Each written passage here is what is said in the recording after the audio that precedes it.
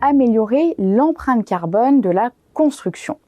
La RE 2020 a fixé des seuils ambitieux d'émissions de CO2 à atteindre pour 2025, 2028 et 2031 sur 2 segments clés, les logements et les bureaux.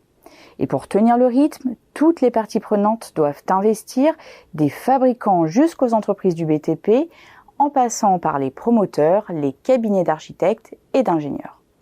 Le chemin vers la neutralité carbone ne sera toutefois ni graduel ni linéaire.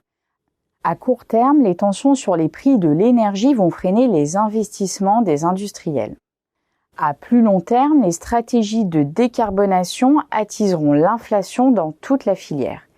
Il s'agit en effet de remplacer des capacités de production existantes et pas toujours amorties. Il s'agit aussi de faire des choix dans des technologies ou méthodes parfois émergentes. Par ailleurs, la question de l'évolution des compétences s'avère délicate alors que de nombreux métiers peinent à recruter.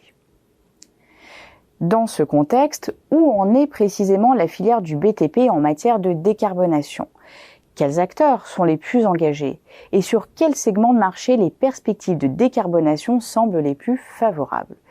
Pour répondre à ces questions, les experts de Xerfi ont notamment passé au crible 6 marchés de la construction, illustrés par des études de cas. Sur le segment du logement, le bailleur social et de logements intermédiaires Séquence expérimente un mur à ossature bois et voile béton préfabriqué dans le secteur du logement.